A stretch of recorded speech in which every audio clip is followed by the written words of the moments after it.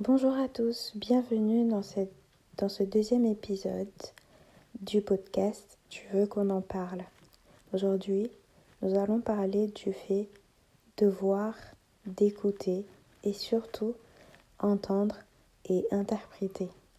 Alors installe-toi confortablement, prends une tasse de thé ou de chocolat chaud ou même de café et glisse-toi sous ta couette et ensuite écoute-moi.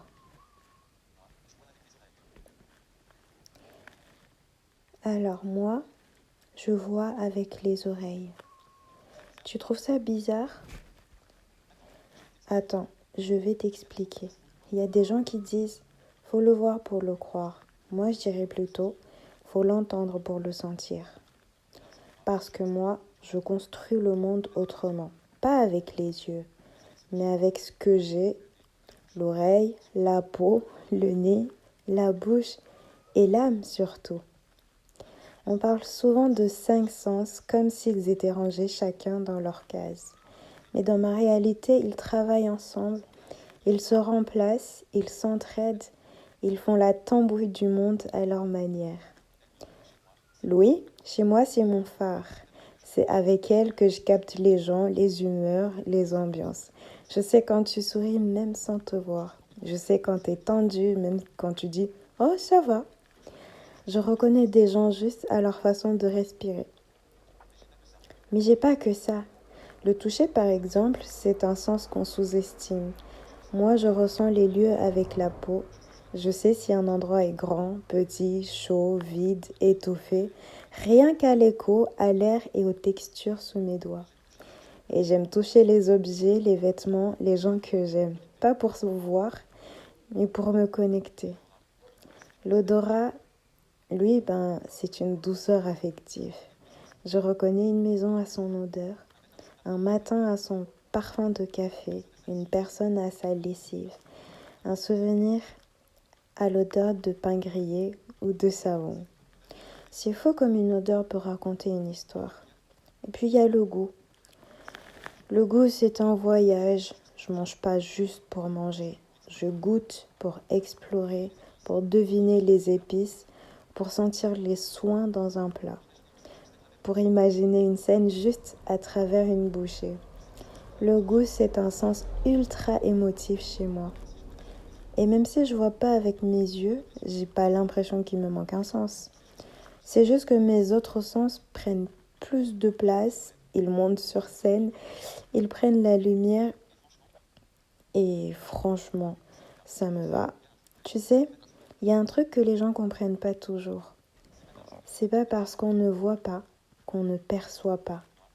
Moi, je perçois tout, juste autrement. Alors ouais, il y a des choses qui me font peur. Les feux d'artifice par exemple. Toi tu dis que c'est beau, que c'est magique. Mais moi j'entends des explosions, des booms qui me tombent dessus sans image pour les porter. Pareil pour l'orage. Toi tu vois l'éclair avant, moi je reçois juste le choc sonore. Et ça me traverse comme une peur brute. Mais il y a des sons que j'aime plus que tout. La pluie, douce, régulière, hypnotique. La pluie, je la trouve belle, pas visuellement, mais intérieurement. Elle me calme, elle me berce, et même le son un peu chelou. Tu vas rire, mais le bruit que ça fait quand on râpe une carotte et que les petits morceaux tombent dans le bol, je sais pas pourquoi, mais j'adore. C'est joyeux, léger, vivant, ça me fait sourire et c'est très très satisfaisant d'entendre ce bruit. Vous savez ce chiclink, chiclink? J'adore ce bruit. C'est comme une musique discrète du quotidien. Alors oui, entendre c'est regarder autrement. Toucher, c'est rencontrer. Sentir, c'est voyager. Goûter, c'est comprendre. Et même sans voir, je perçois des milliers de choses. Mais je vais te dire un autre secret, tiens. Moi, je mémorise autrement aussi. Tu sais, il y en a qui ont une mémoire visuelle. Ils disent « Attends, Je visualise la page ou je me souviens du mot en haut à gauche. Ben moi, cette mémoire-là, je l'ai pas. Normal. Mais du coup, j'ai développé d'autres chemins. Ma mémoire auditive, elle est bonne, mais elle aime prendre son temps. Si j'écoute un texte, je vais le retenir en 15 minutes peut-être. Faut que je l'entende plusieurs fois, faut que je l'apprivoise. Mais par contre, ma mémoire tactile, elle, c'est une flèche, un laser, une machine de guerre. Quand je lis un texte en braille, parce que pour ceux qui me connaissent, vous savez que je lis le braille, il y a un truc qui se passe direct entre moi et ma tête. C'est comme si je le sculpte en moi. Et là, en 5 minutes, c'est bon. Je l'ai, il est là.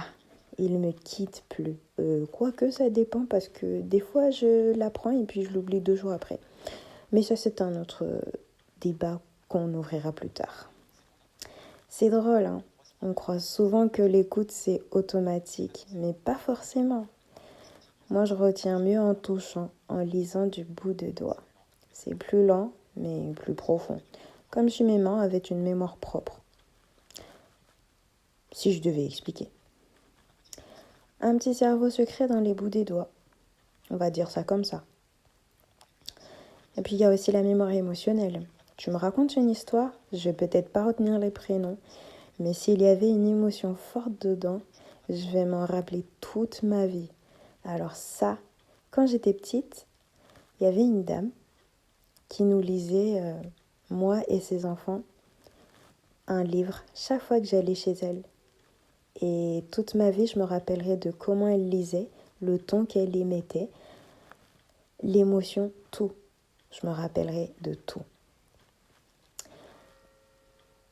Je me rappelle pas les dates, je me rappelle pas les chiffres non plus, encore que je pense qu'il y en avait pas. Mais en général, même si je me rappelle pas de tout ça, mais les émotions fortes, je m'en rappelle. Le frisson, le ton de ta voix, le moment où tu t'es arrêté, ça s'imprime. Alors, ouais, je vois autrement, j'écoute autrement, je retiens autrement. Mais le résultat, finalement, il est là. Solide, vivant, fidèle. Et si t'as jamais fait attention à ta propre manière de mémoriser le monde, c'est peut-être le moment de te demander, est-ce que tu retiens mieux ce que tu vois, ce que tu entends, ce que tu ressens, ou ce que tu touches toi aussi sans t'en rendre compte? Il n'y a pas une seule bonne réponse, mais il y a plein de belles questions à se poser. Et voilà, c'était mon monde à moi, fait de sons, de textures, de parfums et de souvenirs qui passent pas toujours par les yeux, mais qui restent là, bien au chaud. À bientôt pour un nouvel épisode, un nouveau thème et une nouvelle histoire à te raconter. En attendant, prends soin de toi, fais attention à toi et surtout, écoute pour mieux regarder. Ciao!